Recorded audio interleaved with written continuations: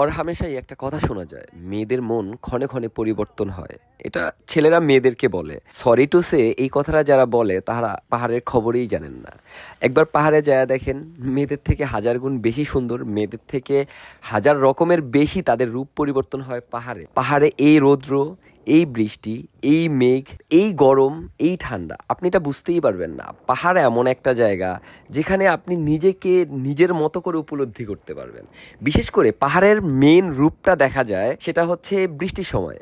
আপনি একটা মেয়ের 18 বছরের একটা মেয়ের যেই রূপ, এর থেকেও হাজার গুণ বেশি রূপ হচ্ছে বৃষ্টির সময় পাহাড়ের যেই রূপটা। আপনি এখানে যখন যাবেন দেখবেন মেঘে আপনাকে পুরাটা নাই করে দিছে, মেঘের ভিতরে হারায় গেছেন, বৃষ্টিতে ভিজে যাচ্ছেন। এই যে ওয়েদারগুলো, এগুলো অ্যাকচুয়ালি আপনি নিজে না গেলে আপনি বুঝতে পারবেন না। সো একটা কথা বলবো ভাইয়েরা, মেয়েদেরকে রিচার্জ করা বাদ দিয়া পাহাড়ের রূপ এবং লাবণ্যকে রিচার্জ করুন।